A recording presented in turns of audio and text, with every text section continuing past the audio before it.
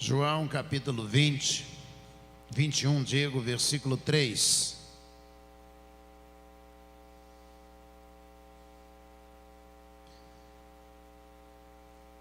João 21, versículo 3.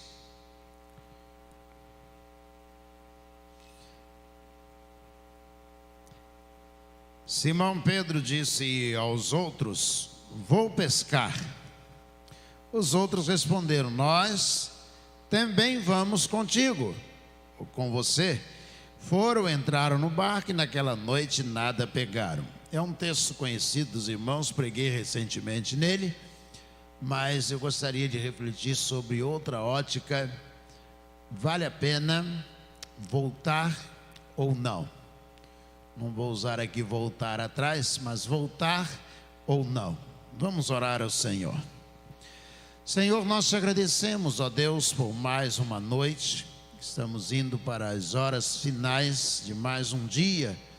E te agradecemos por este acentuado privilégio de poder viver mais um dia. E agora, Senhor, não nos deixe, ó Deus, atravessar a linha limítrofe desse dia sem a revelação do Senhor desta hora. Faz descer sobre nós o teu querer. Enche-nos, ó Deus, da tua presença. É a nossa oração em nome de Jesus. Amém. Amém. Jesus havia chamado o apóstolo. E Jesus havia dito a ele: olha, você lá em Lucas capítulo 5, depois da pesca maravilhosa, Jesus disse: você não vai retornar, me permitam, você não vai voltar atrás, você não vai mais pescar. Você agora vai pescar, mas vai pescar homens, vidas, almas para o reino de Deus. É isso que você começa a pescar. Ou seja, Jesus está dizendo a Pedro naquele momento, não apóstolo ainda: a sua vida vai ganhar um sentido novo. Você terá que dar para você uma tônica nova à sua vida, à sua existência, ao seu fazer, no dia a dia, o que você vai realizar. Vai ganhar um sentido novo para o relacionamento com as pessoas, mas principalmente um sentido novo no relacionamento com Deus. E Jesus está lá em Lucas 5 dizendo: você não volta mais para a sua empresa de pesca. Você não volta mais para o convívio da pescaria com os seus amigos. Você, a partir de agora, tem um novo sentido para a sua vida. E isto é algo difícil para que as pessoas possam abraçar. Nós estamos acostumados a uma mesmice, a uma rotina, a uma vida que se repete desde o amanhecer até o anoitecer. Eu me lembro que fui visitar uma senhora a pedido do filho dela, aqui no Alto da Serra, próximo ao hipermercado. E aí ela estava deitada na cama, e quando eu me aproximei e começamos a conversar, ela disse: não faz mais nenhum sentido, eu não tenho nenhuma vontade mais de viver. E eu disse: por quê?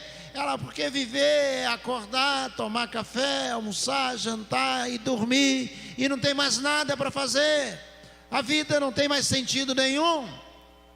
Nós temos dificuldade de abraçar desafios, de fazer um novo curso, uma nova faculdade, estudar um novo idioma, empreender uma empresa nova, buscar uma profissão nova. Nós temos dificuldade de vislumbrar um horizonte novo, porque nós estamos acostumados a ficar agarrados ao porto onde conseguimos atracar o nosso navio. E tirar o navio do porto significa enfrentar a tempestade em alto mar, significa enfrentar a adversidade, ter que remar, ter que enfrentar a luz do sol desaparecendo, a escuridão da noite, navegar sem muita certeza.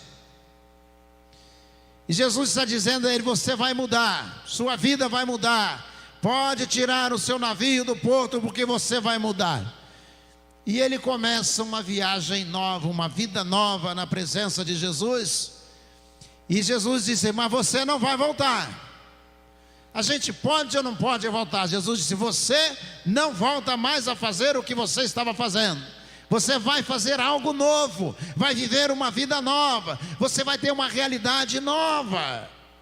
Quão difícil é as pessoas abraçarem isto. Quantos se propõem a largar o cigarro e no dia seguinte não conseguem de jeito algum? Quantos se propõem a largar a bebida alcoólica, a droga? Quantos se propõem a voltar a viver um casamento harmonioso, abençoado e não conseguem, porque estão presos todos os dias? O seu navio ainda tem a tendência de retornar ao porto antigo. Quantas pessoas vivem assim, com dificuldade de algo que seja novo, de algo que possa ser desafiador, porque viver no porto é muito mais tranquilo, é muito mais seguro, mas com compensação não te leva a lugar algum. Então ele empreende essa viagem junto com Jesus. Ele vai viver no apostolado, e durante 3 anos e 6 meses isso vai acontecer. Onde Jesus está, ele está também. O que Jesus está fazendo, ele está vendo também. Jesus está ressuscitando pessoas enterradas há 4 dias, e ele está lá observando. Há um cego de nascença que corre até Jesus, e Jesus vai curar esse cego. Ele está lá, ele consegue testemunhar, consegue ver o que está acontecendo, e a vida dele mudou. Ele não mais tem que acordar cedo e jogar a rede, pegar o peixe, vender o peixe, colocar no depósito. Não, a vida dele mudou. Ele está vendo algo extraordinário que Jesus está fazendo. E enquanto está vendo algo extraordinário que Jesus está fazendo, não dá mais vontade de voltar para aquela vida, para aquele mundo, para aquela realidade. Sabe o que acontece? Jesus morre, é preso, condenado, crucificado, e os apóstolos ficam meio que sem rumo. E aí eles pensam, enquanto Jesus está morto, Jesus ressuscita a seguir, e há entre eles uma conversa que Jesus ressuscitou, e eles estão dialogando, eles estão conversando, se eles devem ou não fazer o que Jesus mandou. E enquanto eles estão fazendo isto, o apóstolo Pedro começa a pensar: eu acho que eu vou voltar para a vida antiga. Posso ou não posso voltar? Jesus ressuscitou, mas eu não vejo mais. Posso ou não posso voltar para a vida que eu vivia antes? Jesus havia dito a ele: você não vai mais voltar para a pescaria. E aí ele olha o versículo 21, capítulo 21, versículo 3, ele olha e diz para os outros: vou pescar.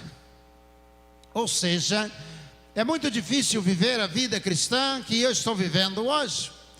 É muito difícil levar adiante o propósito que eu assumi com Jesus lá em Lucas capítulo 5.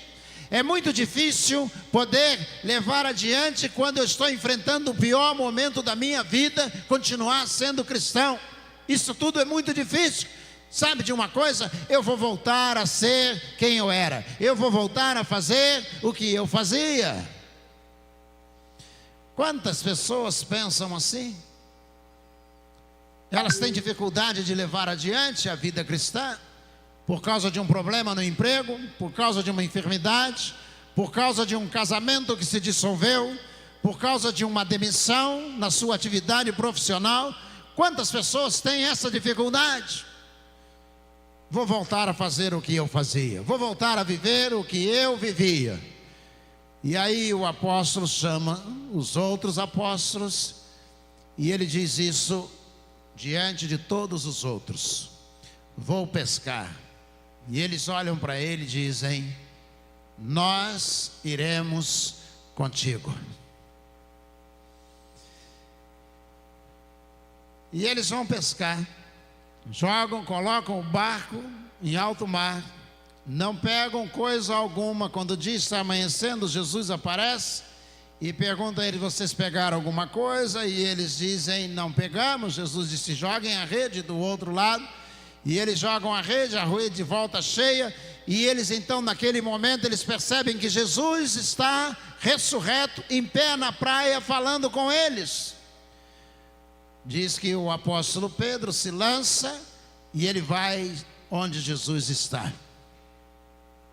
E quando ele chega até lá, Jesus já está ali esperando pelo apóstolo Pedro, com um peixe na brasa, esperando por ele. O grande problema de voltar, de estar agora na presença de Jesus, é que ele tem que admitir que ele voltou, que ele foi viver uma vida que ele prometeu que ele não iria viver mais. Ali está o grande erro, a grande dificuldade, ter que admitir que não mais conseguiu fazer aquilo que Jesus disse que ele teria que fazer. Pastor, nós passamos o ano, entramos num ano novo, e nós, o que vamos fazer no ano novo? Coisas novas. Mas e as coisas velhas? As que ficaram lá atrás? Deixa as coisas velhas para lá. Vamos viver uma realidade nova, uma vida nova na presença do Senhor. Vamos viver aquele propósito que Jesus nos chamou para que nós pudéssemos viver. Mas é possível a gente visitar o passado? Lembrar do passado? Claro que é. Você quer um exemplo na Bíblia? Lembre-se do rei Davi, segundo Samuel capítulo 11, a partir do versículo 1 até o 12, depois nós vamos encontrar no capítulo 18 até o 33. Davi cometeu um pecado, e ele errou terrivelmente. E quando ele erra terrivelmente, ele tem que cometer um homicídio depois de um adultério. E ao cometer o homicídio depois do adultério, com Batseba, ele mata o general Urias. A vida de Davi vai entrar numa descendente. É só desgraça, desgraça, desgraça, desgraça, desgraça. Aminon, seu filho, vai violentar a sua filha Tamar. Absalão, o outro filho, enciumado e sem aceitar o que aconteceu, ele mata o seu próprio irmão. Ou seja, a vida de Davi vai entrar num declínio terrível. Do capítulo 11 ao capítulo 18, a vida de Davi, nós temos ali a biografia da desgraça de Davi.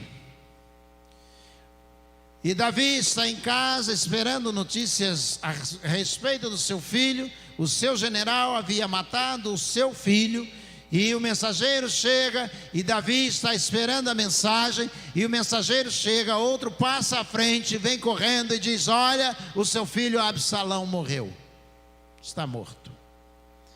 Diz o versículo 33 que Davi começa a subir a escada para cima da porta, ou seja, ele vai para o terraço do mesmo lugar que ele viu aquela mulher pela primeira vez. E ele mandou chamá-la, cometeu com ela adultério, e por causa dela ele mandou matar o marido dela. Davi começa a chorar, e andando de um lado para o outro, no versículo 33, ele chorando, ele diz: Absalão, ele vai falando o nome do filho dele que foi morto. Absalão, Absalão, meu filho, quem me dera se eu tivesse morrido em seu lugar. Davi vai revisitar o seu passado. Davi vai voltar. Ao mesmo tempo que Jesus disse ao apóstolo Pedro: você não vai voltar. No caso do rei Davi, ele precisa voltar aos seus erros, aos seus problemas, às suas dificuldades. E ele então chora diante de Deus, lembrando dos pecados que ele cometeu e das desgraças que vieram sobre a casa dele por causa deste pecado. E aí ele chorando, dizem os estudiosos, ele vai escrever o Salmo de número 51, ele vai dizer: Deus, lava-me, Deus, e eu ficarei limpo. Remove de mim, ó Deus, todos os meus pecados. Ele escreve o Salmo 51. E ele vai escrevendo esse salmo dizendo: Senhor, torna a dar-me a alegria da salvação. Coloca na minha boca um novo cântico. Deus muda. Davi vai revisitar o passado, assim como muitos de nós precisamos revisitar 2024 e dizer para Deus: Deus, me perdoa, eu quero começar um ano de 2025 abençoado. Em algumas circunstâncias Deus está dizendo: céus, José, Manuel, Maria, está dizendo: você não precisa ficar lembrando de 2024 em determinadas situações. Mas há outras que nós precisamos, como o rei Davi, voltar e talvez chorar, pedir perdão, para a gente começar uma vida nova. Davi vai escrever um dos mais lindos salmos, dos 150 salmos que nós temos aqui. E ele vai dizer: lava-me, ó Deus, eu estou sujo, eu estou imundo, eu preciso ser lavado, limpo pelo Senhor. Nós precisamos revisitar, começar o ano com a ceia do Senhor. Precisamos revisitar 2024, naquilo que nós podemos consertar a nossa vida, dizendo: Deus, perdoa-me. Mas precisamos, como o apóstolo Pedro, começar um momento novo a partir de 2025, dizendo: Deus, ele disse para Jesus, Jesus disse: Pedro, você me ama? E ele disse: claro que eu te amo. Começar uma vida nova em 2025.